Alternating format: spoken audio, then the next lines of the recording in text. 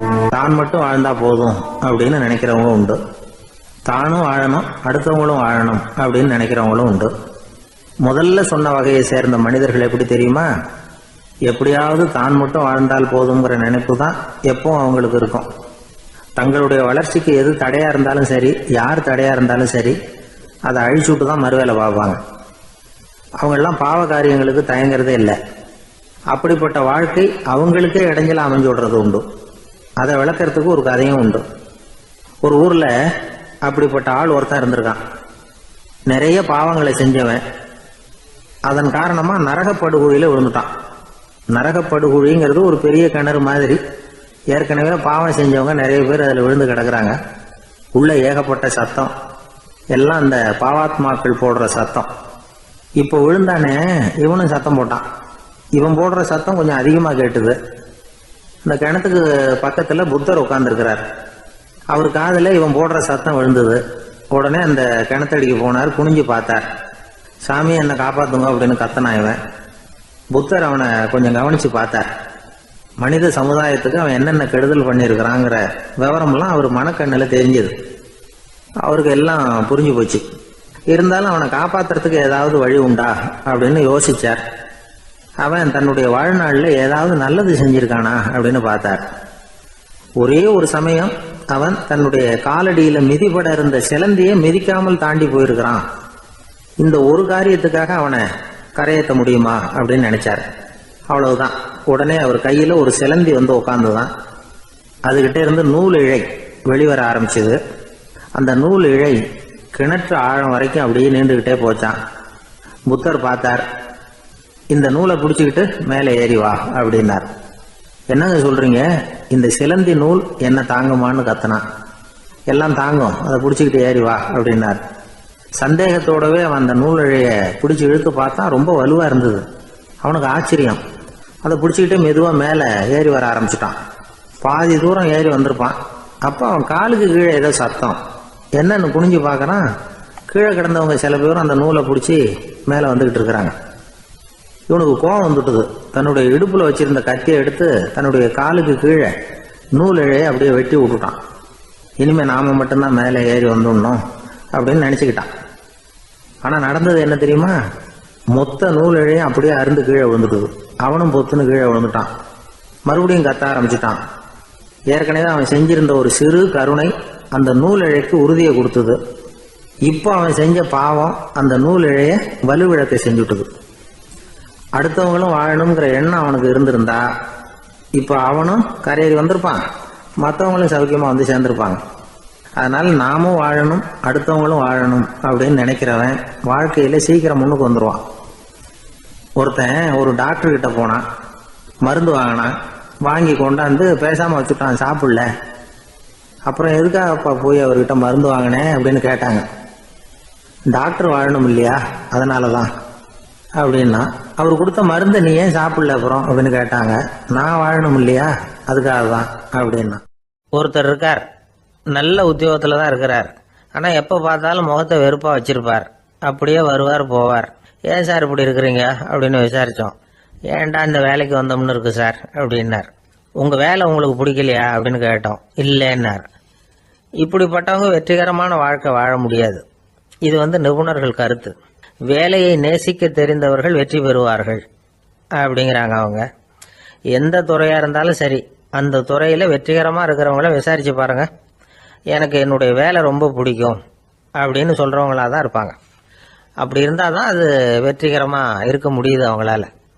ஒருத்தனுக்கு பிடித்தமான பொழுதுபோக்கே அவனுடைய தொழிலா இருந்துட்டுதுன்னா அவனை மாதிரி கொடுத்து வச்சவன் வேற யாரும் இல்லை அப்படிங்கிறார் பெர்னாட் ஷா. ஒரு தடவை மன்னர் ஹுமாயூன் உயிரை தண்ணீர் முண்டு ஊற்றுகிற தொழிலாளி ஒருத்தர் காப்பாத்தினாராம் அந்த ஹுமாயூன் உயிரை. உடனே மன்னர் கேட்டிருக்கார், உனக்கு என்ன வேணும்னாலும் கேளு தரேன், உயர் பதவி வேணுமா அப்படின்னு கேட்டாராம். மன்னா, மக்களின் தாகம் தீர்க்கக்கூடிய இந்த பணியை விட உயர்ந்தது உண்டா அப்படின்னாராம் அந்த தொழிலாளி. அவரால் அவருடைய வேலையை நேசிக்க முடிஞ்சுது. அதனால மகிழ்ச்சியா இருக்க முடிஞ்சுது. நாமெல்லாம் அப்படி இல்லை. வேலை கிடைக்கிற வரைக்கும் கிடைச்சா போதும் அப்படின்னு இருக்கோம். கிடைச்சதுக்கு அப்புறம் ஏன்டா அந்த வேலைக்கு வந்தோம்னு ரொம்பவும் அழுத்துக்குவோம். சரி, நாம் இருக்கிற இடத்துல நாம் வெற்றிகரமா இருக்க வழி உண்டா? அப்படின்னா உண்டுன்னு சொல்கிறாங்க. அதாவது மன இயல் நிபுணர்கள் இருக்கிறாங்க இல்லையா, அவங்க அதுக்கு முக்கியமாக 6 வழிகள் சொல்கிறாங்க. நீங்கள் ஒரு அலுவலகத்தில் வேலை பார்க்குறவரா அப்படின்னா இதை கேளுங்க. அதாவது உங்கள் மேலதிகாரி எதிர்பார்ப்புக்கு தகுந்த மாதிரி உங்கள் வேலை இருக்குதா? அப்படி இல்லைன்னா முதல்ல உங்கள் வேலையின் தரம் உயரணும். உங்களுக்கு மேலே கீழே வேலை பார்க்குற பணியாளர்கள்கிட்ட நல்ல விதமாக பழகுறீங்களா? அந்த உறவு முறையில் ஏதாவது குறை இருந்தால் அதை கண்டுபிடிச்சி சரி பண்ணுங்க. நம்பிக்கைக்கு உரியவர் அப்படின்னு நீங்கள் பேர் எடுக்கணும். நீங்கள் எடுக்கிற முடிவு நல்ல முடிவாக தான் இருக்கும் அப்படின்னு அடுத்தவங்க சொல்லணும். உங்கள் தோற்றத்துக்கு முக்கியத்துவம் கொடுங்க. இது மனம் உடல் ரெண்டும் சம்பந்தப்பட்டது. அதனால் மனசையும் ஆரோக்கியமாக வச்சுருக்கணும், உடம்பையும் ஆரோக்கியமாக வச்சுருக்கணும். உங்களுடைய நிர்வாகம் செயல்படுற விதத்தை நல்லா புரிஞ்சு வச்சுக்கணும். உங்களுடைய நிர்வாகம் இப்போ ஒரு காரியம் செய்யுதுன்னு வச்சுங்க, ஏன் அப்படி செய்யுது, எதுக்காக அப்படி செய்யுது, அதனுடைய குறிக்கோள் என்ன, அது நீடிக்கிறதுக்கு காரணம் என்ன, இதெல்லாம் தெரிஞ்சுக்கணும். சிரிப்புக்கு வஞ்சகம் பண்ணக்கூடாது, நல்லா சிரிக்கணும், அப்போ தான் அது திரும்ப கிடைக்கும். கடந்த கால தோல்வியை பற்றி கவலைப்படக்கூடாது. முதலாளி விருப்பம் தெரிஞ்சு நடந்துக்கிறது நல்லது தான். அதுக்காக காக்கா பிடிக்கணுங்கிற அவசியம் இல்லை. உங்களுக்கு ஒரு பொறுப்பான வேலை கிடைக்குது, உடனே சத்தம் குழப்பம் அப்படின்னு சூழ்நிலையை இறுக்கமாக ஆக்கிடக்கூடாது. எந்த சூழலையும் இயல்பாக கையாளக்கூடியவர் அப்படிங்கிறத காட்டணும். இதெல்லாம் உங்கள் துறையில் நீங்கள் வெற்றி பெற நிபுணர்கள் சொல்கிற யோசனைகள்.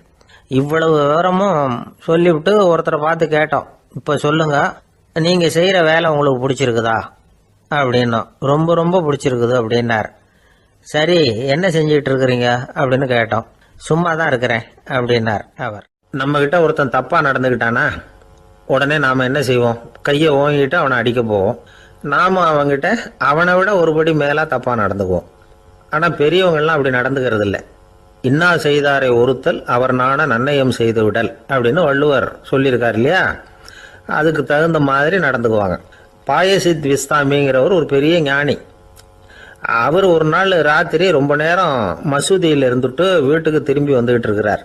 வழியில் ஒரு குடிகாரன், அவன் கையில் ஒரு இசைக்கருவி, அதை கண்ணா பின்னான்னு மீட்டிக்கிட்டு வாய்க்கு வந்தபடி என்னத்தையோ பாட்டுன்னு நினச்சிக்கிட்டு பாடிக்கிட்டு அவன் பாட்டுக்கு கிடக்கிறான் வழியில். அதோடு இருந்தாலும் பரவாயில்ல, அந்த பக்கமாக வழியில் போகிறவங்க வர்றவங்களையெல்லாம் பார்த்து கண்ணா பின்னான்னு திட்டிக்கிட்டு இருக்கிறான், ரொம்ப வளர்க்குறான். பாயசித் பிஸ்தாமிங்கிற அந்த பெரியவர் அந்த வழியாக போகிறார். அவனை பார்க்குறார். அவனுடைய நிலைமையை பார்த்துட்டு பரிதாபப்படுறார். ஏன்பா இது மாதிரியெல்லாம் நடந்துக்கிற, இப்படி நடக்கலாமா அப்படின்னு ஏதோ கொஞ்சம் புத்திமதி சொல்கிறதுக்கு ஆரம்பித்தார். அவனுக்கு கோபம் வந்துட்டுது. கையில் வச்சிருந்த வாத்திய கருவி அதால் ஓங்கி அந்த பெரியவர் தலையில் ஒரு அடி கொடுத்தான். ரத்த காயம் ஏற்பட்டு போச்சு. அவன் கையில் இருந்த இசைக்கருவியும் அடித்த வேகத்தில் 2ஆக உடஞ்சி போச்சு. அவ்வளோ வேகமாக அடிச்சிருக்கான். இவ்வளவு தூரத்துக்கு நடந்து போச்சுல்ல, அந்த மாபெரும் ஞானி வாயை திறந்து ஒரு வார்த்தை கூட பேசலை. பேசாமல் தலையை பிடிச்சிக்கிட்டு அவர் பாட்டுக்கு போயிட்டார். மறுநாள் அந்த பெரியவர் என்ன பண்ணார் தெரியுமா? கொஞ்சம் இனிப்பு பண்டங்கள், கொஞ்சம் பணம், இது ரெண்டையும் ஒரு ஆள் மூலமாக அனுப்பி வச்சார் அந்த குடிகாரனுக்கு. அவனுக்கு ஒன்றும் புரியல. என்ன விவரம்னு விசாரித்தான். வந்த ஆள் ஒரு கடுதாசியை நீட்டினான். அதில் விவரம் இருந்தது. ஞானி எழுதியிருக்கிறார், இதை பார்ப்பா, உங்களுடைய இசைக்கருவி உடையறதுக்கு என்னுடைய தலை காரணமாக ஆயிட்டுது. அதுக்காக நான் ரொம்ப வருத்தப்படுறேன். அதுக்காக தான் பணம் அனுப்பி வச்சுருக்கேன். வேறு புதுசாக ஒரு இசைக்கருவி வாங்கிக்கோ. அப்புறம் இன்னொரு விஷயம், நேற்றுக்கு ராத்திரி என்கிட்ட ஏகப்பட்ட கசப்பான வார்த்தைகளை பேசினேன். இதோடு அனுப்பியிருக்கிற இனிப்பு பண்டங்களை சாப்பிட்டு உன்னுடைய நாவில் உள்ள கசப்பை மாற்றிக்கோ அப்படின்னு அதில் எழுதப்பட்டிருந்தது. இந்த சமயத்தில் அவன் குடி மயக்கத்தில் இல்லை, கிழிஞ்சு போயிருந்த நேரம் இது. அதனால் அதை படித்த உடனே அவனுக்கு ரொம்ப வெக்கமாக போச்சு. தலை குனிஞ்சான், யோசனை பண்ணான். கொஞ்ச நேரத்தில் தன்னுடைய நண்பர்கள் சில பேரையும் கூப்பிட்டுக்கிட்டு நேராக அந்த ஞானி இருக்கிற இடத்துக்கு ஓடினான். அவர் காலில் விழுந்தான், அவர்கிட்ட மன்னிப்பு கேட்டுக்கிட்டான். பெரியவங்களே தெரியாமல் நான் இந்த பாவ செயலை பண்ணிவிட்டேன், என்னை மன்னிச்சுங்க, உங்களுடைய பொறுமையும் போதனையும் என்னுடைய கண்ணை திறந்துட்டுது. இனிமேல் நானும் என்னுடைய நண்பர்களும் நல்ல வழியில் திருந்தி வாழ போகிறோம் அப்படின்னா. ஞானி செய்த நன்னயம் குடிகாரனை எப்படி திருத்திருக்கு பார்த்தீங்களா? இந்த கதையை கேட்டுவிட்டு ஒருத்தர் சொன்னார், என் வாழ்க்கையில் கூட அப்படி ஒரு சம்பவம் நடந்தது சார். நானும் ஒரு நாள் ராத்திரி ஓவராக குடிச்சிட்டு ஒரு கிட்டாரை வாசிச்சுக்கிட்டு கண்ணாபின்னான்னு உளறிக்கிட்டு திட்டிக்கிட்டு இருந்தேன். அந்த சமயம் அந்த வழியாக ஒருத்தர் வந்தார். ஓங்கி தலையில் ஒரே ஒரு அடி, ரத்தம் வந்துட்டுது. அதுக்கப்புறம் என் மனசு தெரிந்துட்டுது சார் அப்படின்னார். அப்படியா என்ன ஆச்சரியமா? ஆமாம் சார், அடி விழுந்தது அவர் தலையில் இல்லை, என் தலையில். வந்தவர் என்ன அப்படி அடிச்சுட்டார்? மயக்கம் தெளிஞ்சதுக்கு அப்புறம்தான் எனக்கு விவரம் புரிஞ்சுது, அவர் ஒரு போலீஸ்காரரு அப்படின்னார் ரொம்ப சோகமாக. ஜெருசலேம் அங்கே உள்ள ஒரு தேவாலயம், அதில் உள்ள பலிபீடத்தின் முன்னாடி ஒரு பெட்டி உண்டு. அது காணிக்கை பெட்டி. ஆலயத்துக்கு வர்றவங்க பிரார்த்தனை பண்ணிவிட்டு திரும்பி போகிற சமயத்தில் அந்த பெட்டியில் காணிக்கை போடுவாங்க. அவங்களால எவ்வளவு முடியுமோ அவ்வளவு போடுறது வழக்கம். அவங்கவுங்க வசதிக்கு தகுந்த மாதிரி போடுவாங்க. வசதி உள்ளவங்களாக இருந்தாலும் சரி, வசதியே இல்லாத வறியவர்களாக இருந்தாலும் சரி, ஆலய காணிக்கை பெட்டியில் காசு போடுறது அவங்களுக்கு ரொம்ப பெருமையான ஒரு செயல். ஒரு சமயம் இயேசு தம்முடைய சீடர்களோடு அந்த ஆலயத்துக்கு வரார். அங்கே உட்காந்து ரொம்ப நேரம் வழிபாடு பண்ணிகிட்டு இருக்கிறார். சீடர்களும் அந்த ஜபத்தில் கலந்துக்கிட்டாங்க. வழிபாடு முடிஞ்சுது. இயேசு உட்காந்துருக்கிறார். காணிக்கை பெட்டியில் காசு போடுறவங்கள கவனிக்கிறார். சீடர்களும் அதையே கவனிச்சுக்கிட்டு இருக்கிறாங்க. ரொம்ப பேர் வரிசையாக வந்தாங்க. அவங்களால முடிஞ்ச அளவுக்கு காசு போட்டுட்டு அவங்க பாட்டுக்கு போய்கிட்டு இருக்கிறாங்க. வசதியானவங்க நிறைய பேர் வந்தாங்க. அதுக்கு மத்தியில் வயசான ஒரு அம்மா, அவங்களும் வந்து காசு போட்டுட்டு போகிறாங்க. இப்போ இயேசு தன்னுடைய சீடர்கள் பக்கம் திரும்பினார். ஒரு கேள்வி கேட்டார். இப்போ இந்த காணிக்கை பெட்டியில் நிறைய பேர் வந்து காசு போட்டுட்டு போகிறத நீங்கள் கவனிச்சிங்க. இன்றைக்கி இந்த காணிக்கை பெட்டியில் ரொம்பவும் அதிகமாக காசு போட்டது யார் அப்படின்னு கேட்டார். முதல்ல வந்தார ஒரு பெரிய மனுஷன், அவர் தான் அதிகமாக போட்டார் அப்படின்னார் ஒருத்தர். மூணாவதாக வந்தவர் தான் அதிகமாக போட்டார், நான் கவனித்தேன் அப்படின்னாரு இன்னொருத்தர். இப்படி ஆளுக்கு ஒரு விதமாக சொல்கிறாங்க.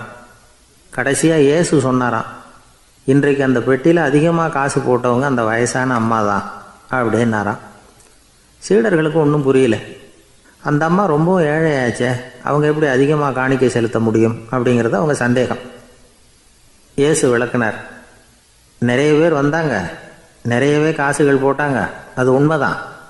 ஆனாலும் அந்த அம்மா என்ன பண்ணாங்க கவனிச்சிங்களா? வந்தாங்க, தன்னுடைய காசு பையை திறந்தாங்க, அப்படியே கொட்டுனாங்க. அதில் இருந்தது 2 காசுகள் தான்.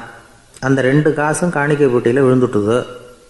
மற்றவங்கள்லாம் தங்கள்கிட்ட இருந்த செல்வத்தின் ஒரு சிறு பகுதியை எடுத்து பெட்டியில் போட்டாங்க. ஆனால் இந்த அம்மா தன்கிட்ட என்ன இருந்ததோ அதை அப்படியே போட்டுட்டாங்க. தன்னுடைய பிழைப்புக்காக வச்சுருந்த அவ்வளவையும் இழக்கிறதுக்கு தயாராகிட்டாங்க. அவ்வளவு தாராள மனசு அவங்களுக்கு. அதனால் அவங்க செலுத்தின காணிக்கை தான் அளவில் அதிகம் அப்படின்னார். விலை மதிப்பில்லாத முத்து புதையல் ஒருத்தனுக்கு கிடைக்க போகுதுன்னு வச்சுக்கோங்க. அதன் மதிப்பை உணர்ந்தவன் என்ன பண்ணுவான்? அதை அடையிறதுக்காக தன்கிட்ட இருக்கிற எதையும் கொடுக்கறதுக்கு தயாராக இருப்பான் இல்லையா? அது மாதிரி தான் இதுவும் அப்படின்னார். உலக மதிப்பீடுகளை துரும்பா தூசியாக மதித்து அதையெல்லாம் உதறி விடுகிறவன் இறையருள் அப்படிங்கிற இணையில்லாத செல்வத்தை பெறுகிறான் அப்படிங்கிறது இதில் உள்ள கருத்து. இறைவனுக்காக இழப்பதுன்னா துன்பப்படுகிறவர்களுக்காக, ஏழைகளுக்காக, ஏதுமற்றவர்களுக்காக இழப்பது அப்படின்னு அர்த்தம். உங்கள் அயலானுக்கு நீங்கள் என்ன உதவி செய்தாலும் அதை எனக்கே செய்கிறீர்கள் அப்படின்னு இயேசு சொல்லியிருக்கிறார். அடுத்தவங்களுக்கு உதவணுங்கிற குணம் இன்றைக்கி ரொம்ப குறைஞ்சி போச்சு. ஒருத்தன் வாழைப்பழத்தோல் வழுக்கி கீழே விழுந்துட்டான். பக்கத்தில் இருந்த நண்பன் உடனே இவனை தூக்கிக்கிட்டு போய் ஆஸ்பத்திரியில் சேர்த்துட்டான். அதுக்கப்புறம் சொன்னான், நீ அந்த வாழைப்பழத்தோலில் காலை வைக்க போகிறத முன்னாடியே நான் கவனிச்சுட்டேன் அப்படின்னானா. அப்படின்னா அப்போவே நீ எனக்கு உதவி செஞ்சுருக்கலாமே அப்படின்னானா அவன்.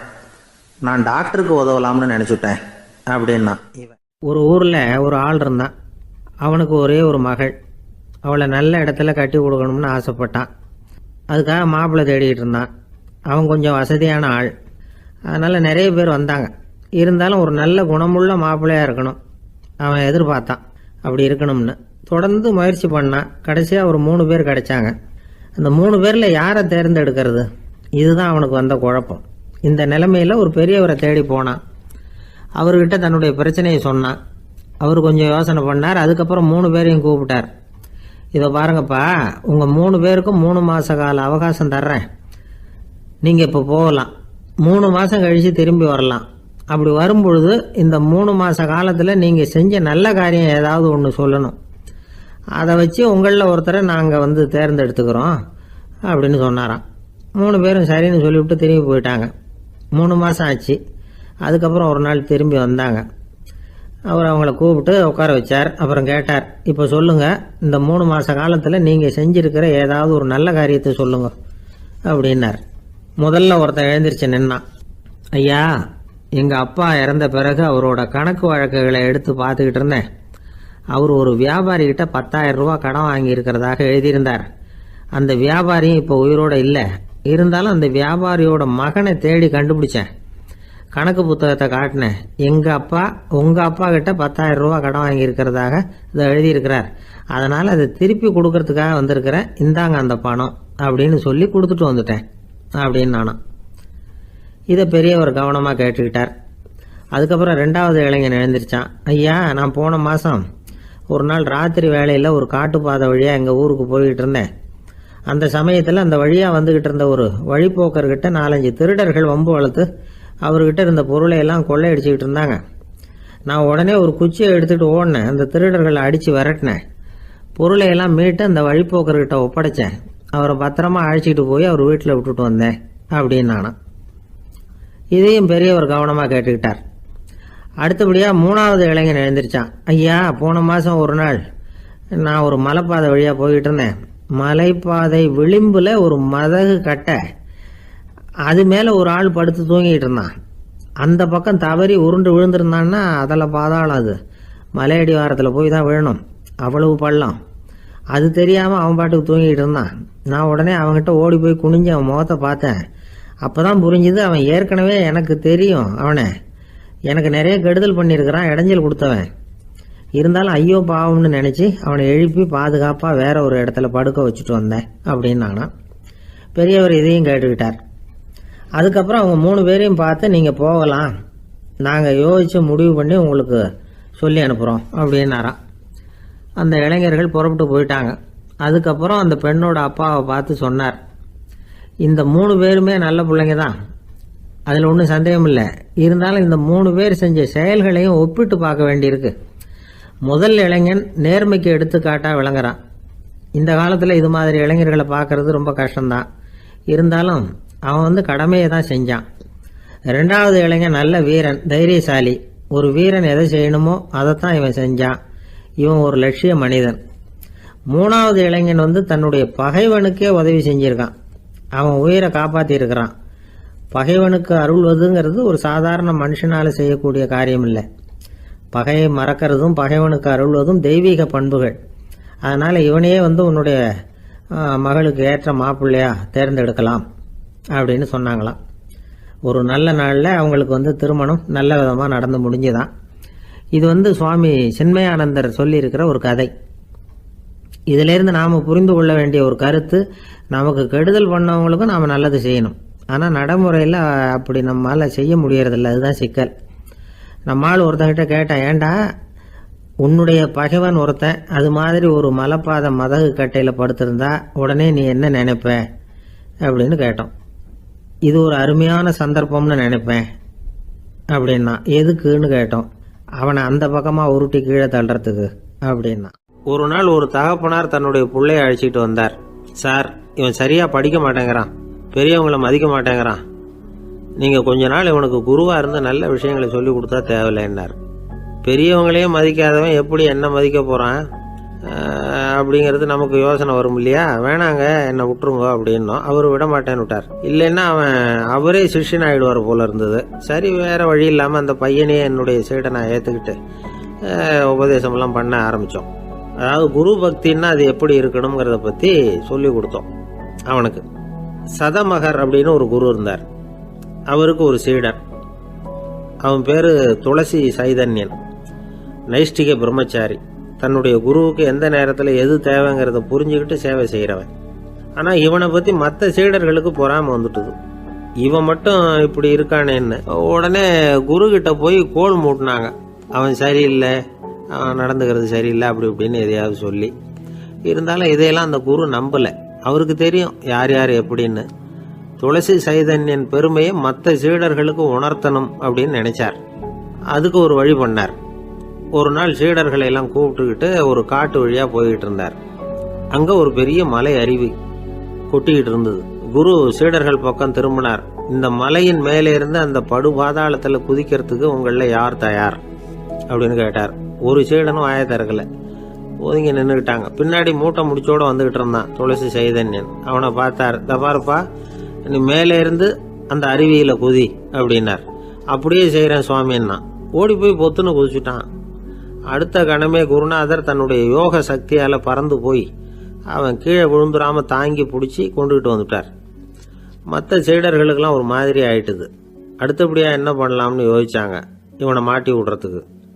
ஒரு நாள் வெத்தலை அடிக்கிற ஒரு சின்ன உரலையும் உலக்கையையும் எடுத்து ஒளிய வச்சுட்டாங்க. சதமகர் சன்னியாசி இல்லை, அவர் வெத்தலை போடுவார். பல்லு சரியில்லை, அதனால இடிச்சு தான் வெத்தலையை போடணும். திடீர்னு வெத்தலை பாக்கு கேட்டார்.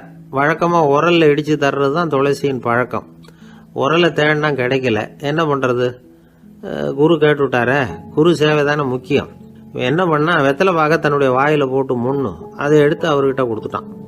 குரு எதையோ படிச்சுக்கிட்டே அதை வாங்கி வாயில் போட்டுக்கிட்டார். துளசி இன்னைக்கு தாம்பூலம் நல்லா இடிக்கப்பட்டிருக்கு, ருசியாக வேற இருக்கு, அதை இடித்த பாத்திரத்தை என் கண்ணால் பார்க்கணும்னு ஆசையாக இருக்குன்னுட்டார்.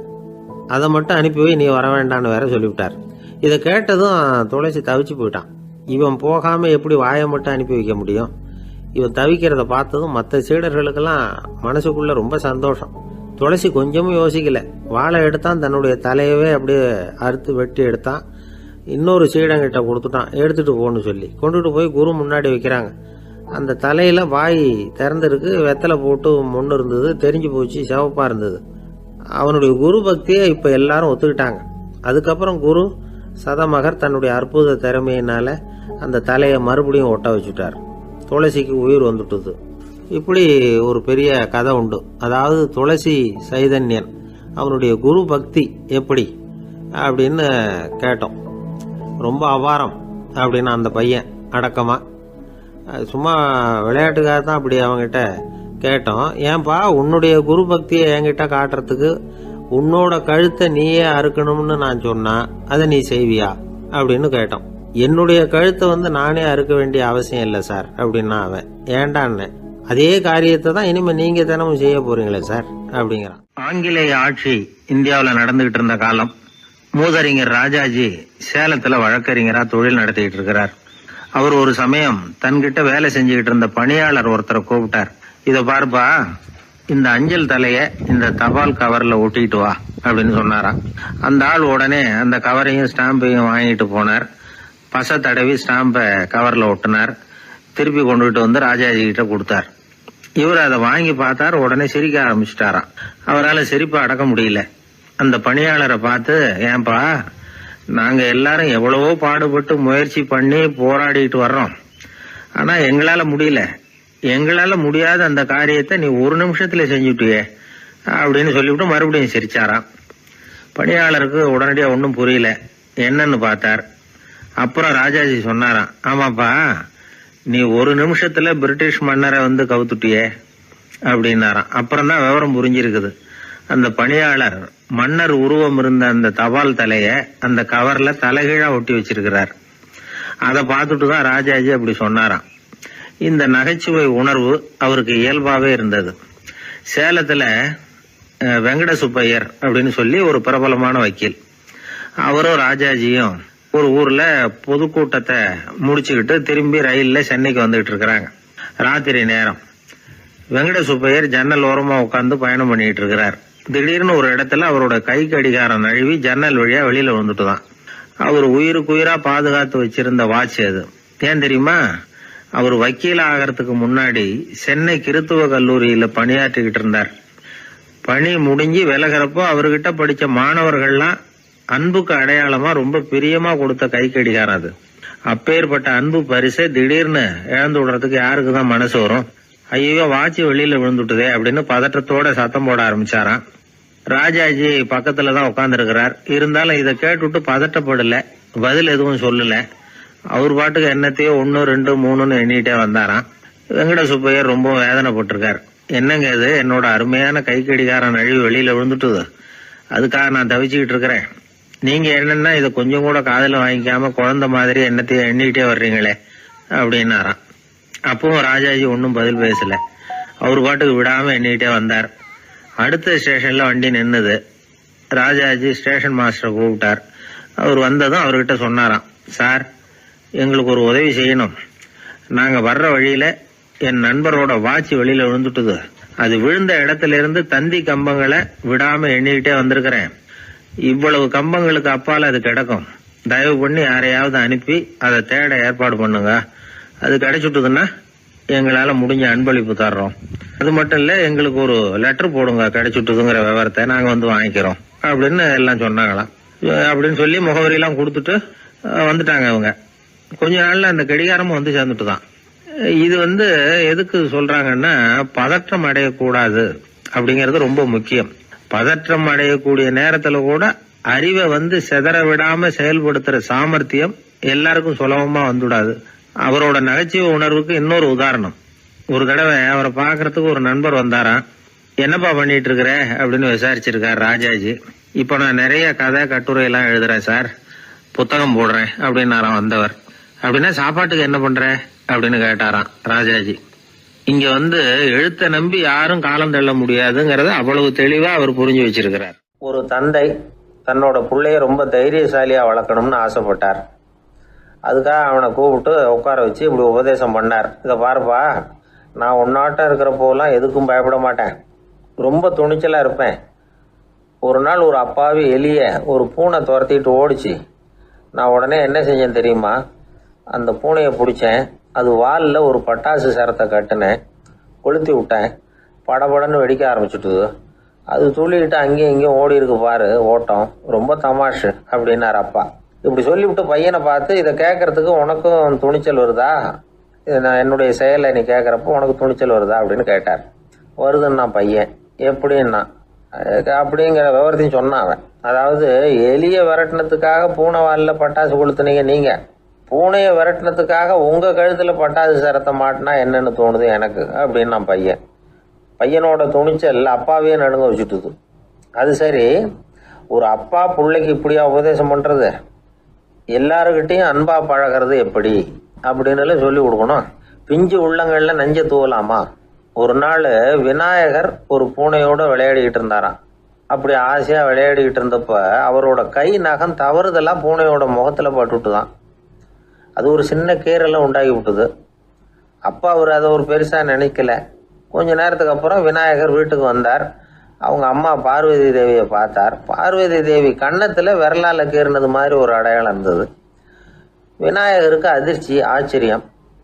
நம்ம அம்மா இந்த உலகத்துக்கே தாயார், அப்பேற்பட்ட அவங்க முகத்திலேயே கீறலை உண்டாக்கக்கூடியவங்க யாரா இருக்க முடியும் அப்படின்னு யோசனை பண்ணார். தாயே, உன்னுடைய கன்னத்தில் இந்த வடு எப்படிம்மா ஏற்பட்டதுன்னு கேட்டார். குழந்தாய், இது நீ செஞ்ச காரியம்தான்ப்பா, உன்னுடைய கை நகம் கீறினதுனால ஏற்பட்ட வடு தான் இது அப்படின்னாங்க அவங்க. விநாயகர் திடுக்கிட்டு போட்டார். எப்படிம்மா அது? நான் எந்த காலத்திலையும் உன்னை அப்படி கீறினதாக எனக்கு நினைவு இல்லையே அப்படின்னார்.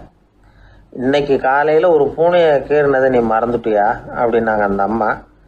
விநாயகர் திகைச்சு போய் நின்னார். பார்வதி தேவி சொன்னாங்க, இதை பாருப்பா, இந்த உலகத்தில் இருக்கக்கூடிய எல்லா உயிர்கள்லேயும் நான் இருக்கிறேன், நான் தான் இந்த உலகமாக ஆகியிருக்கிறேன். ஆகையினால நீ யாரை துன்புறுத்தினாலும் அது உண்மையிலேயே என்ன துன்புறுத்தினதாக தான் வந்து முடியும் அப்படின்னாங்க. விநாயகர் மனசுக்குள்ள ஒரு வெளிச்சம் ஏற்பட்டு தான். அதுக்கப்புறம் அவர் யாரையுமே கல்யாணம் பண்ணிக்காததுக்கு அதுதான் காரணமா. இந்த உலகத்தில் எல்லாரையும், இங்கே இருக்கிற எல்லாத்தையும் தாயின் வடிவமாக அவர் பார்க்க ஆரம்பிச்சிட்டாராம். குருதேவர் ராமகிருஷ்ணர் இந்த கதையை எடுத்து சொல்லியிருக்கிறார். நபிகள் நாயகம் ஒரு தடவை ஒரு நாற்காலியில் உட்காந்து என்னமோ யோசனை பண்ணிட்டு இருந்திருக்கிறார். அப்போ அவரோட உடையில ஒரு கீழ்ப்பகுதி தரையில் படிஞ்சு கிடந்திருக்குது. அங்கே விளையாடிக்கிட்டு இருந்த ஒரு பூனை அது மேலே வந்து படுத்து தூங்கி போயிடுச்சு. தொழுகை செய்ய வேண்டிய நேரம் வந்துட்டது. நபிகள் நாயகம் எழுந்திருக்க பார்த்தார். அப்போதான் பூனை தன்னோட உடை மேலே படுத்து தூங்கிட்டு இருக்கிறது கண்ணில் படுது. பூனையோட தூக்கத்தை கலைக்க விரும்பல அவர். தன்னுடைய சகோதரியை கூப்பிட்டார். ஒரு கத்திரிக்கோள் எடுத்துட்டு வர சொன்னார். பூனை படுத்திருந்த உடை பகுதி மட்டும் இருக்குல்ல, அதை மட்டும் அதோட கத்திரிச்சு விட்டுட்டு அதுக்கப்புறம் அவர் எழுந்திரிச்சு தொழுகைக்கு போனாராம். அதாவது பிற உயிர்கள் கிட்ட எப்படி அன்பு காட்டணுங்கிறத பெரியவங்க எவ்வளவோ விதத்தில் நமக்கு எடுத்து காட்டியிருக்கிறாங்க. இருந்தாலும் எத்தனை பேர் மனசில் அதெல்லாம் உரைச்சிருக்குது? நாமளும் நம்ம ட்ரெஸ்ஸு மேலே ஒரு பூனை படுத்திருந்தா ஒரு கத்திரிக்கோலை தான் தேடுவோம், எடுத்துகிட்டு வர சொல்லுவோம். துணியை வெட்டுறதுக்கு பதிலாக இல்லை அதோட வாழை வெட்டினா என்ன அப்படின்னு தோணும். ஒரு ஆள் ரொம்ப பிரியமாக ஒரு பூனையை ஆற்றுல குளிப்பாட்டிக்கிட்டு இருந்தானா. எப்படி? அந்த பூனையை ஆற்று தண்ணியில் அமுக்கி அமுக்கி குளிப்பாட்டிக்கிட்டு இருக்கிறான். அந்த வழியாக போன பெரிய ஒருத்தர் இதை பார்த்தார். இதை பார்ப்பா, பூனையை அது மாதிரி ஆற்று தண்ணியில் அமுக்கி குளிப்பாட்டாத, மூச்சு திணறி செத்து போடும் அப்படின்னு அட்வைஸ் பண்ணார். நீ போய் அவன் வேலையை பார்த்துக்கிட்டு, எனக்கு எல்லாம் தெரியும்னா இவன். சரின்னு அவர் போயிட்டார். கொஞ்ச நேரம் கழித்து அவரே அந்த வழியாக திரும்பி வந்துக்கிட்டு இருந்தார். ஆற்றுல பூனையை குளிப்பாட்டிக்கிட்டு இருந்தவன் அழுதுகிட்டு உட்காந்துருக்கிறான். பக்கத்தில் அந்த பூனை செத்து கிடக்குது. இதை பார்த்தார் பெரியவர். நான் தான் அப்போவே சொன்னேனே, அந்த பூனையை ஆற்றுல நினைக்காதேன்னு. அதை கேட்டிருந்தா இப்படி ஆயிருக்குமா அப்படின்னார். அந்த ஆள் கோபமாக இவரை முறைச்சி பார்த்தான். அட போய்யா, இந்த பூனை ஆற்றுல குளித்ததுனால ஒன்றும் செத்து போகல.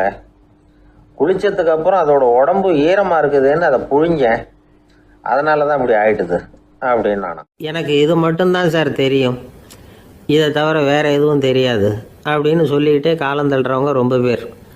அவங்கெல்லாம் கஷ்டப்பட வேண்டியிருக்கும். ஒருத்தர் தன்னுடைய தொழிலில் ரொம்ப கெட்டிக்காரராக இருக்கலாம். அதுக்காக எப்பவும் அதே ஞாபகத்தில் இருந்துக்கிட்டு உலகியல் அறிவு இல்லாமல் இருந்துடக்கூடாது. அது ஆபத்து. இதுக்காக நம்ம தாத்தா பாட்டிலாம் ஒரு கதை சொல்லுவாங்களே, கேள்விப்பட்டிருக்கீங்களா? ஒரு சமயம் ஒரு 4 பேர் சேர்ந்து வெளியூருக்கு பிரயாணம் போனாங்களாம். அந்த 4 பேர் எப்படி தெரியுமா? ஒருத்தர் வேதாந்தி, இன்னொருத்தர் சங்கீத வித்வான், 3வது ஆள் வைத்தியர், 4வது ஆள் ஜோசியர். இவங்க 4 பேரும் நண்பர்கள். அதனால் சேர்ந்து புறப்பட்டாங்க. வழியில் ஒரு ஊரில் தங்கினாங்க. இருட்டி போச்சு. அதனால் இன்றைக்கி ராத்திரி இங்கேயே தங்கி இருந்துட்டு நாளைக்கு புறப்படலாம் அப்படின்னு தீர்மானம் பண்ணாங்க. சாப்பாட்டுக்கு என்ன பண்ணுறது? அங்கேயே கடத்தெருவுக்கு போய் சாமான்லாம் வாங்கியாந்து சமைச்சி சாப்பிட்லாம்னு முடிவு பண்ணாங்க. 4 பேர் இருக்கிறதுனால ஆளுக்கு ஒரு காரியமாக செய்யலாம் அப்படின்னு வேலையை பிரிச்சுக்கிட்டாங்க. வைத்தியர் கரிகாய் வாங்க போனார், வேதாந்தி எண்ணெய் வாங்க போனார், ஜோசியர் பலசரக்கு வாங்க போனார், சங்கீத வித்வானுக்கு சமைக்கிற வேலை. எல்லாம் சரி. ஆனால் நடந்தது என்ன தெரியுமா? கடைத்தெருவுக்கு காய்கறி வாங்க போனார்ல வைத்தியர், அங்கே போய் மார்க்கெட்டில் பார்த்தார். ஒவ்வொரு கறிகாயாக எடுத்து பார்த்தார். இது பித்தம், உடம்புக்கு ஒத்துக்காது, இது வாயு, உடம்பு ஒத்துக்காது அப்படின்னு ஒவ்வொன்றா தள்ளினார். கடைசியில் ஒன்றுமே தேரல, வெறுங்கையோடு திரும்பி வந்துக்கிட்டு இருக்கிறார். எண்ணெய் வாங்க போனார் வேதாந்தி, அவர் ஒரு தொன்னையில் எண்ணெயை வாங்கினார். பேசாமல் அதை எடுத்துகிட்டு வர வேண்டியது தானே, முடியல. அவருடைய வேதாந்த மூளை சிந்திக்க ஆரம்பிச்சுட்டுது. இந்த தொன்னைக்கு எண்ணெய் ஆதாரமா அல்லது எண்ணெய்க்கு தொன்னை ஆதாரமா அப்படிங்கிற ஆராய்ச்சியில் இறங்கினார். என்னாச்சு தெரியுமா? அப்படி கவுத்து பார்த்தார். வாங்கின எண்ணெய் பூராவையும் வழியில் கொட்டிவிட்டு வெறும் தொண்டையோடு சேர்ந்தார். பலசரக்கு வாங்க போனார் ஜோசியர். அவர் ஒரு வழியில் பார்த்தாரு. வழியில் வந்தவங்களெல்லாம் அங்கங்கே ஒரு மரத்தடியில் உட்கார வச்சு அவங்களுக்கெல்லாம் ஆர்வம் சொல்ல ஆரம்பிச்சிட்டார். அப்படி ஒவ்வொருத்தராக சொல்லி முடிச்சுட்டு கடத்தருக்கு போய் சேர்ந்தார். இவர் அங்கே போய் சேர்றதுக்குள்ளே ரொம்ப நேரம் ஆகிட்டுது. கடையெல்லாம் பூட்டி விட்டு போயிட்டாங்க. என்ன செய்கிறது? அவரும் வெறுங்கையோடு திரும்பி சேர்ந்தார். சரி, இவங்க கதை தான் இப்படி ஆச்சு. அங்கே சமைக்கிறதுக்காக உட்காந்துருந்தார் சங்கீத வித்வான். அவர் கதை என்னாச்சு தெரியுமா? அங்கே அவர் அடுப்பை பற்ற வச்சு ஒலையை கொதிக்க வச்சார். அதாவது ஒரு பானையில் தண்ணியை ஊற்றி அடுப்பில் வச்சார். அது கொதிக்க ஆரம்பிச்சிது. தண்ணி கொதிக்கிற சத்தம் இருக்குதுல்ல, அது இவருக்கு தாளம் போடுறது மாதிரி இருந்தது. ஒரே குஷி, பாட ஆரம்பிச்சிட்டார். பாடிக்கிட்டே உற்சாகமாக கையில் இருந்த கரண்டியால் அந்த பானையில் தட்டினார், தாளம் போடுறதா நினச்சிக்கிட்டு. அவ்வளவுதான், பானை பட்டுன்னு உடஞ்சி போச்சு. தலையில் கையை வச்சுக்கிட்டு அவரும் உட்காந்துட்டார். எந்த தொழில் தெரிஞ்சாலும் சரி, அதை புத்திசாலித்தனமாக பயன்படுத்த தெரியலன்னா ஆபத்து தான். அதுக்காக தான் இந்த கதை. ஒரு பஸ்ஸு டிரைவர் ரொம்ப கெட்டிக்காரர். பஸ்ஸை ரொம்ப திறமையாக ஆபத்து இல்லாமல் ஓட்டினதுக்காக பரிசுலாம் வாங்கினவர். அவரே ஒரு படகு ஓட்டுறதுக்காக அழைச்சிட்டு போயிருக்கிறாங்க, மோட்டார் படகு. அதையும் ரொம்ப திறமையாக தான் ஓட்டிகிட்டு போயிருக்கிறாரு. நடுக்கடலில் போனதும் படகு நின்று போச்சு. மோட்டாரில் ஏதோ கோளாறு. என்ன செய்யலாம் அப்படின்னு அந்த டிரைவரை கேட்டிருக்கிறாங்க படகுல இருந்தவங்கெல்லாம். அப்போ அவர் சொன்னாராம், கவலைப்படாதீங்க, ஒன்றும் பிரச்சனை இல்லை, எல்லோரும் கொஞ்சம் கீழே இறங்கி பின்னாடி தள்ளுங்க, மோட்டார் ஸ்டார்ட் ஆகிடும் அப்படின்னாராம். லோகமானிய பாலகங்காதர திலகர் இருந்தார்ல, அவருக்கு 15 வயசுலேயே கல்யாணம் நடந்துதான். மனைவி பேர் தபிபாய். ரொம்ப பெரிய குடும்பத்து பொண்ணு, நல்ல குணம். அவங்க குடும்பம் நடத்திக்கிட்டு இருக்கிறாங்க. அந்த காலத்தில் திருடர்கள் பயம் அதிகம். இந்த காலத்தில் மட்டும் என்னன்னு கேட்குறீங்களா? நீங்கள் கேட்குறது நியாயம்தான். இருந்தாலும் இந்த காலத்து திருடனுக்கும் அந்த காலத்து திருடனுக்கும் ஒரு முக்கியமான வித்தியாசம் உண்டு. அதாவது அந்த காலத்து திருடன்லாம் நியாயம் அநியாயம் பார்க்குறது உண்டு, இந்த காலத்தில் அப்படி பார்க்குறது இல்லை. அந்த காலத்தில் திருட வர்றவங்கள்ட்ட கூட ஒரு தார்மீக உணர்வு உண்டாம். அதாவது அப்போ உள்ள கொள்ளைக்காரங்க எதை களவாடினாலும் சரி, அரிசியை மட்டும் களவாடுறது இல்லையா, அப்படி ஒரு கொள்கை. அதனால் பாருங்கள், அந்த காலத்து பெண்கள் நகை நட்டுகளை பத்திரமா வைக்கணும்னா பெட்டியில் வைக்கிறதில்ல, அரிசி பானையில் போட்டு வச்சு விடுறது.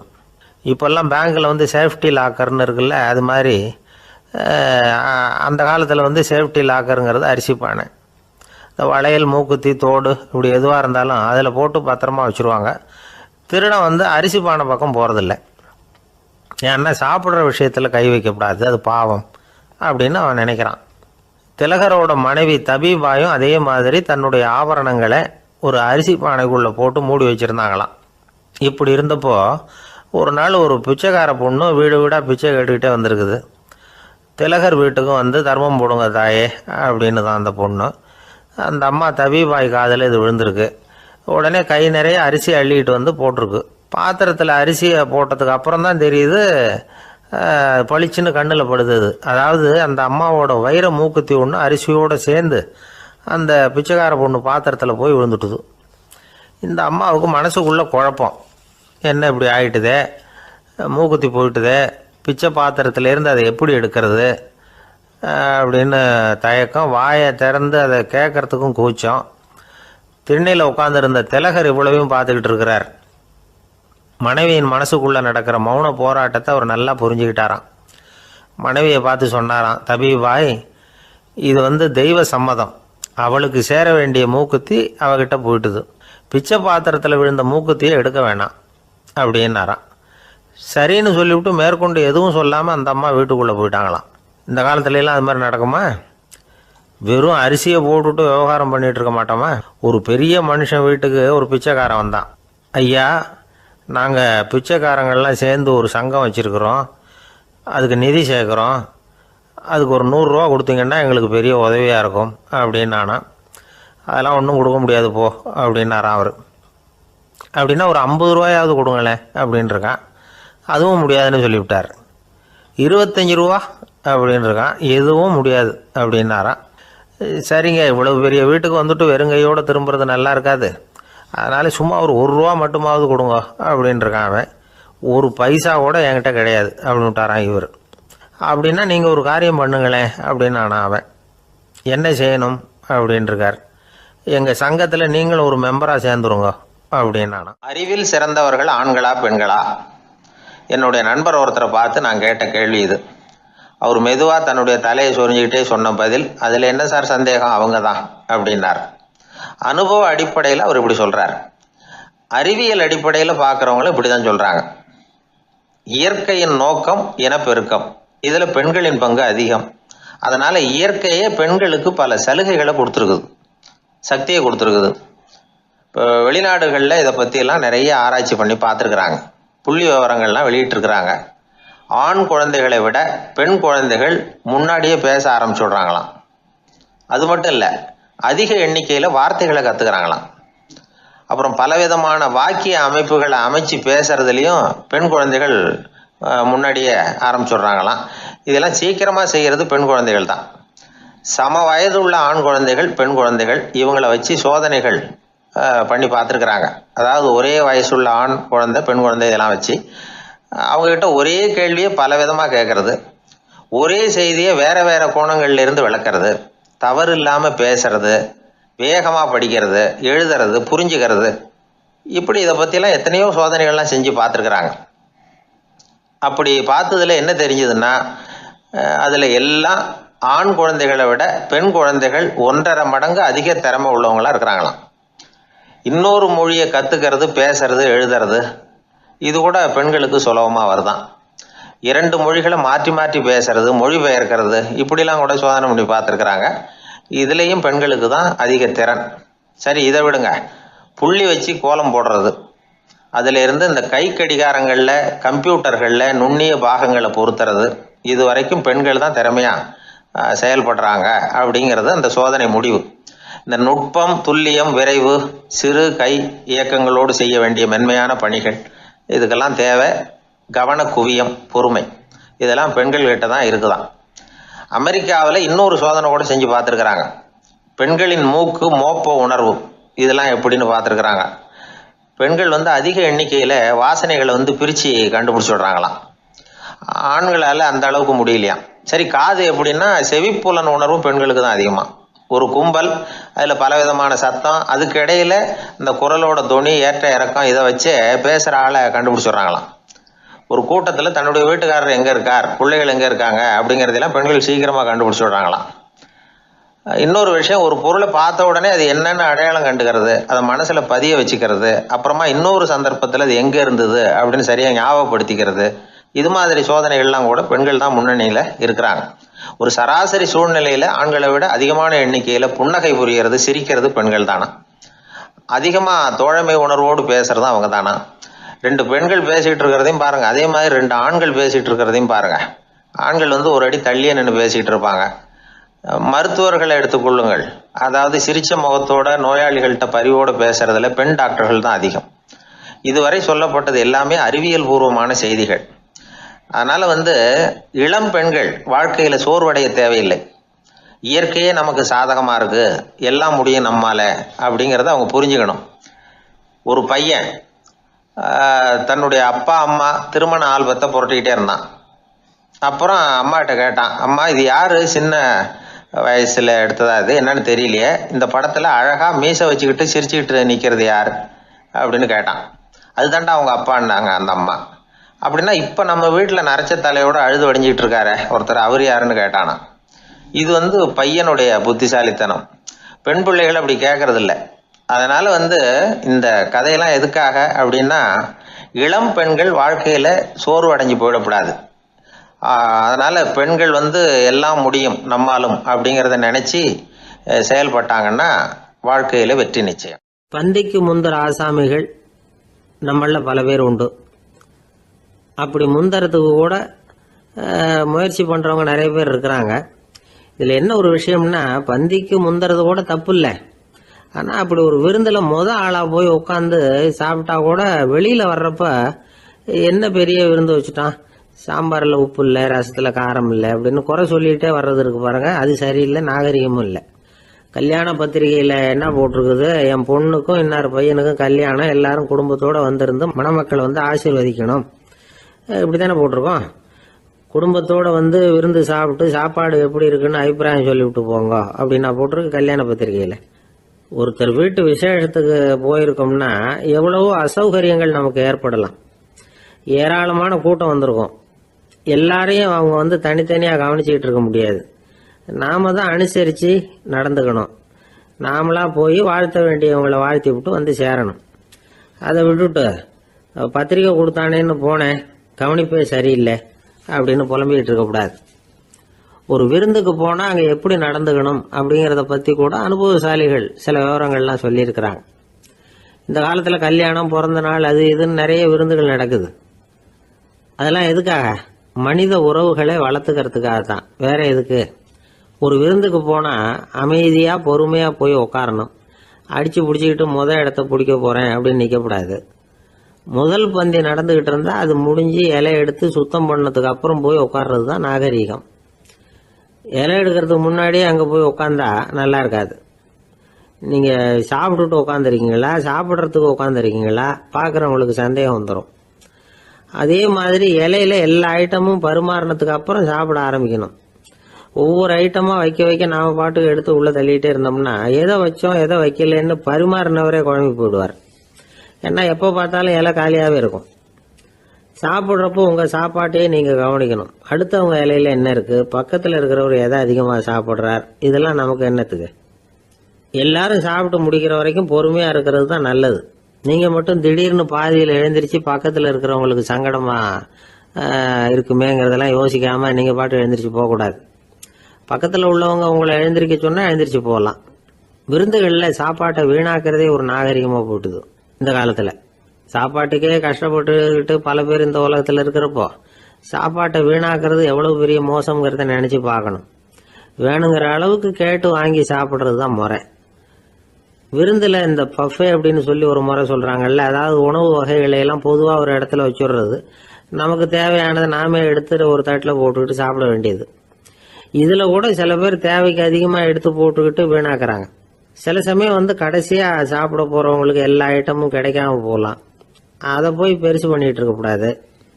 என்ன சார் இந்த அளவுக்கு கூடவா நாகரிகம் தெரியாமல் இருக்கிறோம், இதை போய் பெருசாக சொல்ல வந்துட்டீங்களே அப்படின்னு நினைக்கலாம். ஒருத்தர் 2 பேருக்கு இந்த விவரம் தேவைப்படலாம். அவங்க காதலையும் இது விழட்டுமேங்கிறதுக்காக தான் இது. ஒரு பெரிய கல்யாண விருந்து நடந்துகிட்டு இருந்தது. விருந்து மண்டபத்து வாசல்ல ஒருத்தர் நின்றுக்கிட்டு வர்றவங்களையெல்லாம் ரொம்ப மரியாதையாக வணங்கி உள்ள அனுப்பி வச்சுக்கிட்டு இருந்தார். எப்படி தெரியுமா? வர்றவங்க கையெல்லாம் பிடிச்சி முத்தம் கொடுத்து அதுக்கப்புறம் உள்ள அனுப்பி வச்சுக்கிட்டு இருந்தாராம்.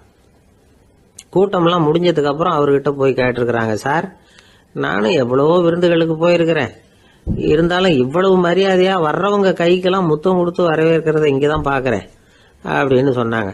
அதுக்கு அவரு சொன்னார், அட போங்க சார், நான் முத்தம் கொடுக்கல, முந்தின பந்திக்கு வந்து சாப்பிட்டவங்களே அடுத்த பந்திக்கும் வர்றாங்களான்னு மோந்து பார்த்து அனுப்பி வச்சுக்கிட்டு இருந்தேன் அப்படின்னார். ஒரு ஊர்ல ஒரு ராஜா இருந்தார். அவர் அடிக்கடி காட்டுக்கு வேட்டையாட போவார். சில நண்பர்களையும் கூட அழைச்சிக்கிட்டு போவார். காட்டுக்கு போனதும் ஆளுக்கு ஒரு பக்கமா போய் வேட்டையாடுவாங்க. சாயந்தரமா திரும்பி வருவாங்க. மறுநாள் அரண்மனையில் உட்காந்து ஒவ்வொருத்தரும் அவங்க அனுபவங்களை எல்லாம் சொல்லிக்குவாங்க. அவங்க வீரத்துக்கு தகுந்த மாதிரி பரிசை அந்த ராஜா கொடுப்பார். இது மாதிரி ஒரு தடவை எல்லாரும் வேட்டைக்கு போயிட்டு திரும்பி வந்ததும் உட்காந்து பேச ஆரம்பிச்சிருக்கிறாங்க. ஒருத்தன் சொன்னா தன்னுடைய வீர செயலை பத்தி அளக்க ஆரம்பிச்சுட்டான். ஏன்னா அதுக்கு பரிசு கிடைக்க போகுதுல்ல, அதனால.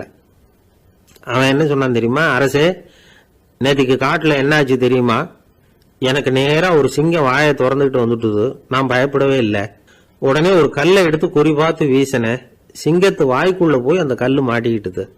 அவ்வளவுதான். அந்த சிங்கம் என்னை பார்த்துட்டு பயந்துட்டு ஒரே ஓட்டமா திரும்பி ஓடி போயிட்டுது அப்படின்னா. ஆஹா பலே அப்படின்னு எல்லாரும் கை தட்டினாங்க. 2வது ஆள் ஒருத்தன் எழுந்திரிச்சான். அவன் சொல்ல ஆரம்பிச்சான், அரசே, நான் போன வழியில 2 பெரிய மலைப்பாம்பு கிடந்தது. என்னை மூங்கறதுக்கு வந்தது. நான் என்ன பண்ணேன் தெரியுமா? அந்த 2 பாம்போட வாலையும் ஒன்னா சேர்த்து முடிச்சு போட்டுட்டேன். அவ்வளவுதான். அது அங்க இழுக்க இது இங்க இழுக்க முடிச்சு நல்லா இறுகி போட்டுது அப்படின்றான். ஆஹா அற்புதம்னு சொல்லி எல்லாரும் கை தட்டினாங்களாம்.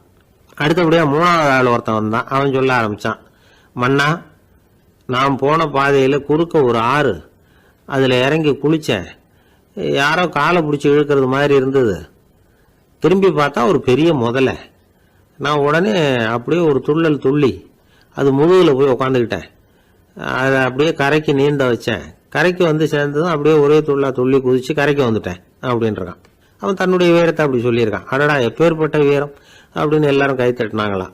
4வது ஆள் எழுந்திரிச்சான், மன்னா, நான் போன இடத்துல ஒரு கரடி வந்து என்னை துரத்த ஆரம்பிச்சுட்டுது. நான் ஒரு மலை உச்சிக்கு வந்துட்டேன். அதுக்கப்புறம் ஒரு அடி எடுத்து வச்சாலும் அதில் பாதாளத்தில் விழ வேண்டியதுதான். அந்த நேரம் பார்த்து ஒரு பெரிய ராட்சச கழுகு அந்த பக்கமாக பறந்து வந்தது.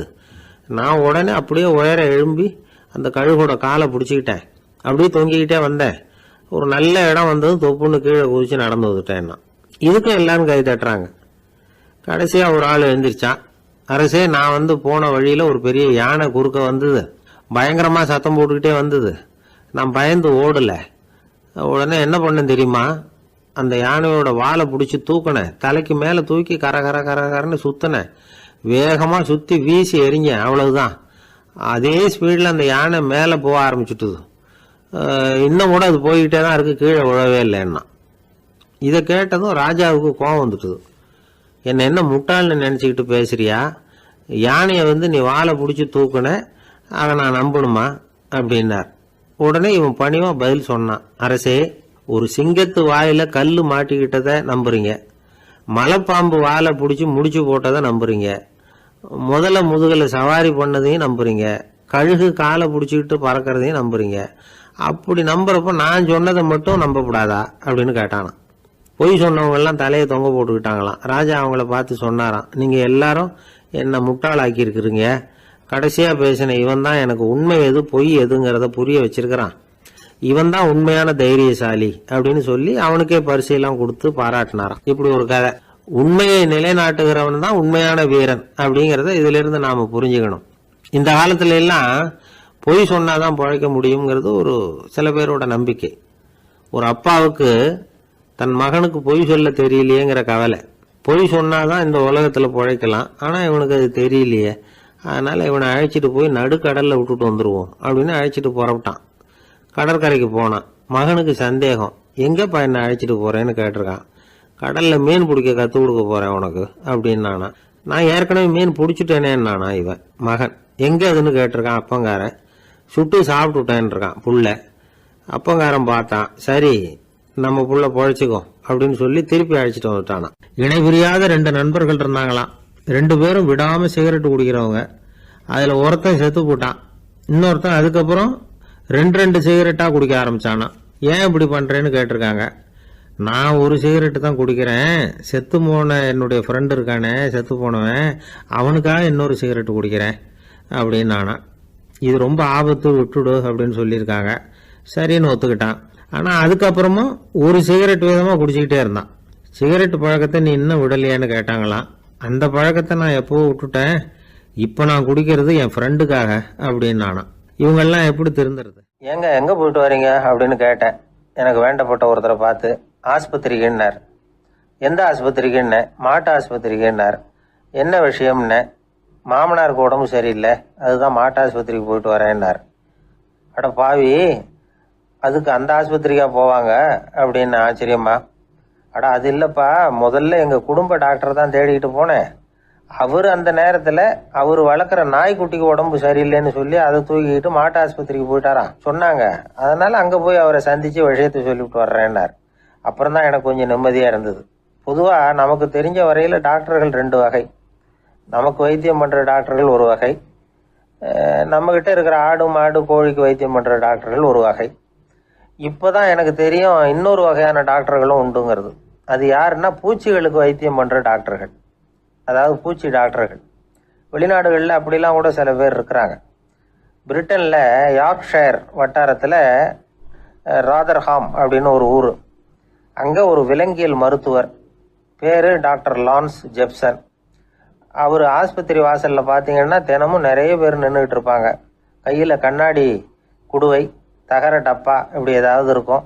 அதுக்குள்ளே ஏதாவது பூச்சிகள் இருக்கும். அதுக்கு வைத்தியம் பண்ணுறதுக்காக வந்தவங்க தான் அவங்க எல்லாம். சிலந்தி பூச்சி, பல்லி, தேளு, பாம்பு இப்படி ஏதாவது இருக்கும்.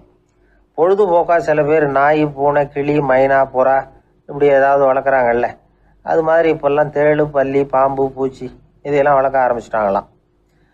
இது ஒரு புது ஃபேஷன்.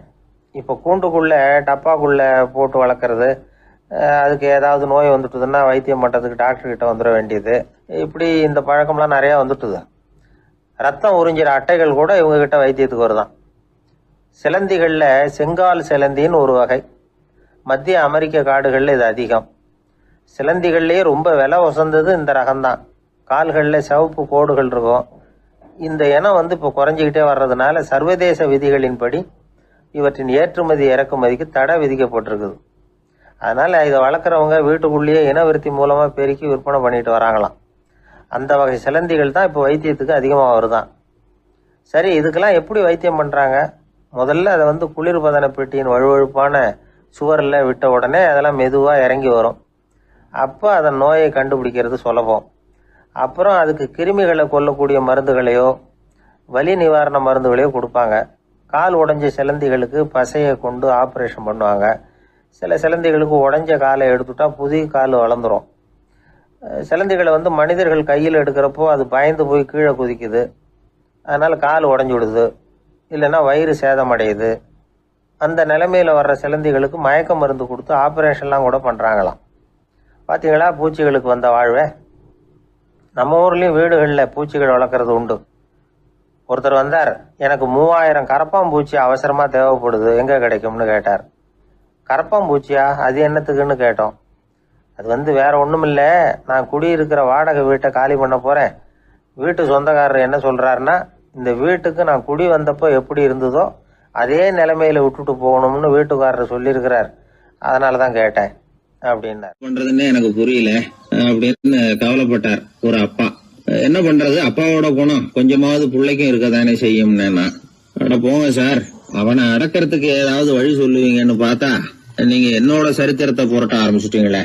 அப்புறம் கேட்டேன் அவரை, சரி பையன் அடம் பண்ணா அவனை நீங்க எப்படி அடக்குறீங்க அதை சொல்லுங்க முதல்ல, அதுக்கப்புறம் என் யோசனையை சொல்றேன் அப்படின்னு.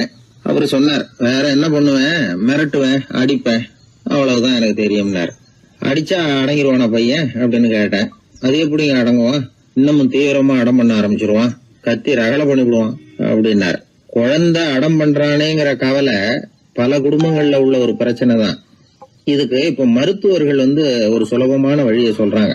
அது என்னன்னா, ஒரு குழந்தை அடம் பண்ணிச்சுன்னா அதை அடிக்கப்படாதான், அதுக்கு பதிலா வேற ஒரு காரியம் பண்ணலாமா. அது என்னன்னா, குடும்பத்துல இருக்கிற எல்லாரும் ஒண்ணு சேர்ந்து அந்த குழந்தைகிட்ட கொஞ்ச நேரம் பேசாம இருந்தோம்னுமா, பேச்சை நிறுத்திக்கணும். குழந்தையால பேசாம இருக்க முடியாது, அது யோசனை பண்ணும், தன்னுடைய தவறை உணர்ந்து அது வருந்த ஆரம்பிக்கும். இப்படி தொடர்ந்து செஞ்சுக்கிட்டு வந்தா குழந்தை கொஞ்ச நாள்ல அடம் பண்றதை நிறுத்தி விடுமா. இது டாக்டர்கள் இப்ப சொல்லி கொடுக்கற ஒரு யோசனை. அதே மாதிரி சில குழந்தைகள் சரியான காரணம் இல்லாம அடம் பண்ணணுங்கிறதுக்காகவே கத்துது பாருங்க, அதை நிறுத்துறதுக்கு கூட ஒரு வழி இருக்குது. அது என்ன வழின்னா, அது அழற சமயத்துல அந்த சத்தத்தை ஒரு டேப் ரெக்கார்டர் மூலமா பதிவு பண்ணி வச்சுக்கணும். குழந்தை கத்த ஆரம்பிக்குதுன்னு வைங்க, உடனே ஏற்கனவே பதிவு பண்ணி வச்சிருக்கிற அழுகை சத்தத்தை போட்டு அந்த குழந்தை காதுல விழறது மாதிரி பண்ணணும். தன்னுடைய அழுகை சத்தத்தை கேட்க ஆரம்பிச்ச உடனே அந்த குழந்தை தான் அழறதை நிறுத்திக்குமா. சில குழந்தைகள் சாப்பிட மாட்டேன்னு அடம் பண்ணும். வளர்ந்த குழந்தைய வற்புறுத்தி சாப்பிட சொல்லக்கூடாது. சில பேர் என்ன பண்ணுவாங்கன்னா, கட்டாயப்படுத்தி சாப்பாட்டை திணிப்பாங்க. அதெல்லாம் ரொம்ப தப்பு. குழந்தைக்கு விவரம் தெரிஞ்சதுக்கு அப்புறம் சாப்பாட்டு விஷயத்துல நீங்க தலையிட வேண்டிய அவசியமே இல்லை. பசிச்சா சாப்பிடணுங்கிறது அதுக்கு புரியும். அது தானாவே சுதந்திரமா எடுத்து போட்டு சாப்பிடுறதுக்கு அனுமதிக்கணும். நீங்க போய் அதுகிட்ட நின்றுட்டு சாப்பிடு சாப்பிடு அப்படின்னு வற்புறுத்திட்டு இருக்க கூடாது. நீங்க அதை வற்புறுத்தாம இருந்தா அது உங்களை வித்தியாசமா பார்க்க ஆரம்பிக்கும். உண்மையிலேயே பசி இருந்ததுன்னா தனக்கு எவ்வளவு தேவையோ அவ்வளவு எடுத்து போட்டுக்கிட்டு அந்த குழந்தை சாப்பிட்டுக்கும், எந்த பிரச்சனையும் இருக்காது. ஆக இது மாதிரியான சில நுட்பங்களை நாம மனசுல வச்சுக்கணும். அப்படி வச்சுக்கிட்டோம்னா வீட்டுல குழந்தைகளால எந்த பிரச்சனையும் இருக்காது. இந்த காலத்து பையன் ஒருத்தன், அவன் ரொம்ப கவலையோட வந்தான். என்னப்பா விஷயம்னு விசாரிச்சேன். எங்க அப்பா என்கிட்ட 1 மாசம் உன் கூட பேச மாட்டேன் போ அப்படின்னு சபதம் போட்டுட்டாருன்னா, அதுக்காகவா இப்படி கவலைப்படுறேன்னு கேட்டேன். இல்லைங்க, அந்த 1 மாச கெடு இன்னையோட முடியுது, அதுக்காக கவலைப்படுறேன் அப்படின்னா. ஒரு சீடன் வெளியூர் புறப்படுறதுக்கு தயாரா இருந்தான். ரொம்ப தூரம் போக போறான், திரும்பி வர நாளாகும். புறப்படுறதுக்கான ஆயத்த வேலைகள்ல ஈடுபட்டு இருந்தான். அந்த சமயம் பார்த்து இன்னொரு சீடன் அவங்கிட்ட வந்தான். நம்ம குரு உன்னை அழைச்சிட்டு வர சொன்னார் வா அப்படின்னு கூப்பிட்டான். இவன் உடனே புறப்பட்டு போனான். குருநாதரை பார்த்தான். அவர் காலில் விழுந்து வணங்கினான். வணங்கிவிட்டு எழுந்திரிச்சான். அவ்வளவுதான். குரு ஏதாவது உபதேசம் பண்ணுவாருன்னு எதிர்பார்த்தான். ஆனா நடந்தது என்ன தெரியுமா? குரு அவனுக்கு ஓங்கி ஒரு அடி கொடுத்தார். எதிர்பாராம இந்த அடியை வாங்கினதும் அந்த சீடன் அதிர்ந்து போயிட்டான். பக்கத்துல இருந்த மற்ற சீடர்களும் திகைச்சு போய் நின்னுட்டாங்க. அடி வாங்கின சீடனுக்கு மனசுக்குள்ள குழப்பம். நாம என்ன தப்பு பண்ணணும், புறப்படுற நேரத்துல இப்படி குரு கிட்ட அடி வாங்குற மாதிரி ஆயிட்டுதே அப்படின்னு நினைச்சு மனசுக்குள்ள ரொம்ப வேதனைப்பட்டான். கொஞ்சம் துணிச்சலை வரவழைச்சுக்கிட்டு குருநாதர்கிட்டயே கேட்டுட்டான். சுவாமி, நான் என்ன தப்பு பண்ணினேன்? என்ன இப்படி அடிச்சுட்டீங்களே, ஒரு வார்த்தை கூட உங்களை எதிர்த்து நான் பேசினது இல்லையே, இவ்வளவு காலமா உங்க விருப்பத்துக்கு விரோதமா ஒரு காரியம் கூட நான் செஞ்சது இல்லையே, வந்ததும் வராததுமா ஒண்ணுமே சொல்லாம என்ன அடிச்சுட்டீங்களே, குருவே நான் செஞ்ச குற்றம் தான் என்ன அப்படின்னு கண்ணீரோட பரிதாபமா கேட்டானா அந்த சீடன். ஆனா அந்த குரு முகத்துல கொஞ்சம் கூட கோபம் இல்லை. அவர் சிரிச்சுக்கிட்டே நின்னுகிட்டு இருந்தாராம். அதுக்கப்புறம் சொன்னாராம், என்னுடைய அருமை சீடனே, நீ ஒரு தவறும் பண்ணல.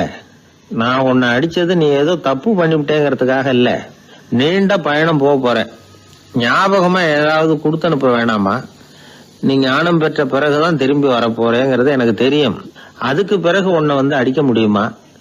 அதனால இப்ப கிடைச்சிருக்கிற இந்த வாய்ப்பை பயன்படுத்திக்கிட்டேன். அப்போதைக்கு இப்பவே அடிச்சுட்டேன், அவ்வளவுதான், வேற ஒண்ணும் இல்லை அப்படின்னாராம். குரு சிரிச்சுக்கிட்டே இப்படி சொல்றார். இருந்தாலும் இதுவும் ஒரு உபதேசம் தான். அதிர்ச்சிகளால விழிப்படைய வைக்கிறதும் ஒரு வழிதான். இது ஜென் வழி. பெரும்பாலும் அதிர்ச்சியின் மூலமாகவே ஞான தரிசனத்தை அருள்கிறவர்கள் தான் ஜென் குருமார்கள். நம்ம தியானம் தான் ஜென். இந்தியாவிலிருந்து இது சீனாவுக்கு போய் கொஞ்சம் பேர் மாறி வளம் பெற்று ஜப்பான்ல ஜென் ஆகி வளர்ந்துருக்குது, அவ்வளவுதான். ஜென்கிறது தியானம். எதை நினைச்சும் தியானிக்கிறது இல்ல, எல்லாத்திலையும் தியானம் இருக்கிறதா சொல்லுது ஜென். பேசுறது, இருக்கிறது, நடக்கிறது, சாப்பிடுறது, சிரிக்கிறது, தூங்குறது, தொழில் செய்யறது அல்லது சும்மா இருக்கிறது எல்லாமே தியானம் தான். ஜென்கிறது ஒரு சுய தரிசனம், தன்னைத்தானே அடையாளம் கண்டுகொள்கிறது தான். அது இல்லாத எதையும் தேடி கண்டுபிடிக்கிறது இல்ல. சென் மார்க்கத்தை பத்தி ஓஷோ என்ன சொல்றாரு தெரியுமா? காணாமல் போன தன்னுடைய மூக்கு கண்ணாடி தன்னுடைய மூக்கின் மேல் இருப்பதை கண்டுகொள்வது போன்றது சென் அப்படிங்கிறார். நம்மால் ஒருத்தர் இன்னொருத்தர் முகத்தை ரொம்ப நேரமா உத்து பார்த்துக்கிட்டு இருந்தார். என்ன பாக்குறீங்கன்னாரு அவரு. நீங்க போட்டிருக்கீங்களே மூக்கு கண்ணாடி, அதை தான் பாக்குறேன்னாரு இவரு. நீங்க அப்படி பாக்குறதுக்கு விசேஷ காரணம்